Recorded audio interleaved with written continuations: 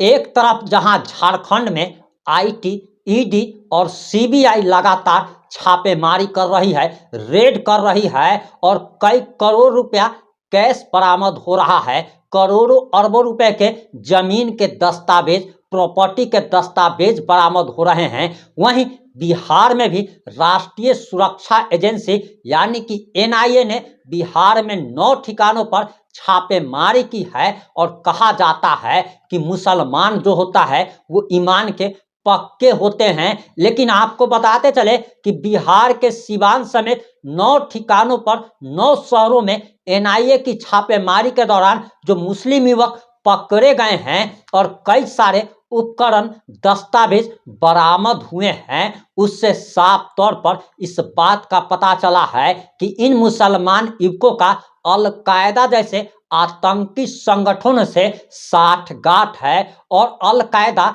बिहार में बड़ी तेजी से अपने पांव पसार रहा है। बिहार में रोहिंग्या और बांग्लादेशी कई हजारों की संख्या में घुसपैठिए प्रवेश कर चुके हैं और इसके बाद एनआईए की छापेमारी के बाद सनसनीखेज खुलासा हुआ है। और आखिर पूरा मामला क्या है, पूरा मामला इस 3 से 5 मिनट की रिपोर्ट में हम आपको बताने जा रहे हैं।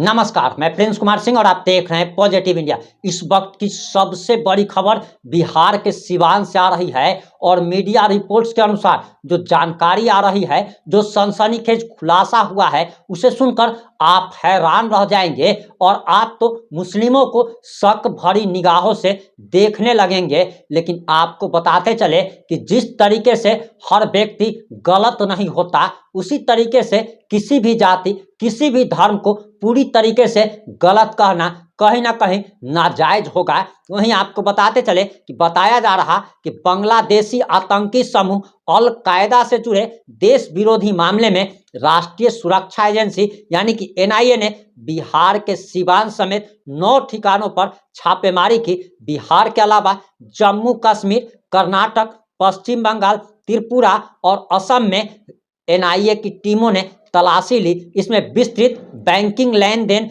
मोबाइल फोन सहित डिजिटल उपकरण और आतंकी फंडिंग गतिविधियों से संबंधित अन्य सबूत एवं आपत्तिजनक दस्तावेज बरामद हुए हैं। एनआईए की टीम ने सुबह 5 बजे से सिवान के सराय थाना क्षेत्र के पुरानी किला पोखरा मोहल्ले में एक सब्जी विक्रेता के घर को खंगाला। इस दौरान सब्जी विक्रेता अख्तर अली और उनके दोनों पुत्र सुहेल अली एवं अमीर अली से गहन पूछताछ की गई है और घर से एक मोबाइल को भी जब्त किया गया है। 5 घंटे से ज्यादा पूछताछ की गई है और जब एनआईए की 5 सदस्यीय टीम सब्जी विक्रेता के घर से बाहर निकली तो कई सारे सनसनीखेज खुलासे हो चुके थे। वहीं एनआईए के जांच के अनुसार जिन संदिग्धों के परिसरों में छापे मारे गए हैं वे बांग्लादेश स्थित अल-कायदा आतंकी संगठन से जुड़े बताए जा रहे हैं। आपको बताते चले कि यह तलाशी पिछले साल बांग्लादेश स्थित अल-कायदा के गुर्गों द्वारा रची गई साजिश के पर्दाफाश से जुड़ी हुई है। पिछले साल नवंबर में एनआईए ने 4 बांग्लादेशी नागरिकों सहित 5 आरोपियों के खिलाफ आरोप पत्र दाखिल किया था, जिनकी पहचान मोहम्मद सोजीब मियां, मुन्ना खालिद अंसारी उर्फ मुन्ना खान, अजरुल इस्लाम उर्फ जहांगीर और अब्दुल लतीफ उर्फ मोमिनुल अंसारी के रूप में की गई थी। 5वां आरोपी फरीद भारतीय नागरिक था और बताया जा रहा कि एनआईए की जांच से पता चला है कि आरोपियों ने गुप्त रूप से अपनी गतिविधियों को अंजाम देने के लिए जाली दस्तावेज खरीदे थे। वे भारत में मुस्लिम युवाओं को कट्टरपंथी बनाने, अल-कायदा की हिंसक विचारधारा को फैलाने, धन इकट्ठा करने और इन फंडों को अल-कायदा को हस्तांतरित करने में सक्रिय रूप से अपनी भूमिका निभा रहे थे।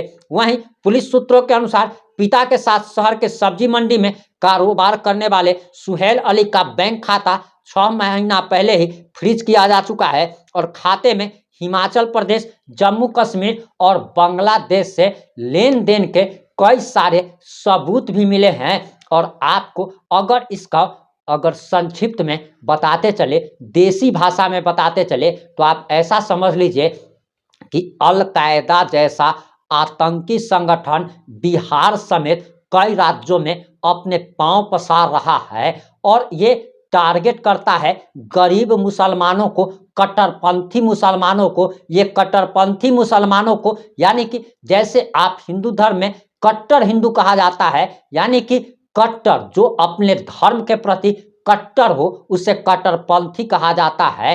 और जो मुसलमान अपने इस्लाम धर्म के प्रति कट्टरपंथी है उनसे अलकायदा जैसा संगठन संपर्क करता है, उन्हें लालच देता है, उन्हें पैसा देता है, उनकी सारी जरूरतों को पूरा करता है और अपने संगठन में शामिल करता है। ठीक यही काम बिहार में भी हो रहा था और बिहार में भी सीवान जिले के कई सारे लोग अलकायदा से जुड़े हुए बताए जा रहे हैं और इन लोगों के तार अलकायदा से जुड़े हैं, इस बात का खुलासा एनआईए ने किया है। एनआईए के हाथों काफी सारे दस्तावेज भी मिले हैं, कई सारी गिरफ्तारियां भी हुई है। इससे आप समझ सकते हैं कि रोहिंग्या बांग्लादेशी घुसपैठिए हमारे देश के लिए कितना खतरनाक है। और हम तो बस यही अपील करना चाहेंगे, बहुत सारे लोग तो अनाज के चक्कर में, एक बोरी चावल के चक्कर में अपना धर्म परिवर्तन कर ले रहे हैं। बहुत सारे मुसलमान जो कि पैसे के लालच में, अपने जरूरतें पूरी करने के लालच में, जो लोग भी अलकायदा जैसे आतंकी संगठन से जुड़ रहे हैं, उनको एक बात समझ जाना चाहिए कि देश आपका है, आपका धर्म का स्थान सेकंड होना चाहिए। हम सभी के लिए सबसे फर्स्ट जो है नेशन फर्स्ट होना चाहिए। धर्म और जाति का स्थान कभी भी दूसरे या तीसरे स्थान पर होना चाहिए।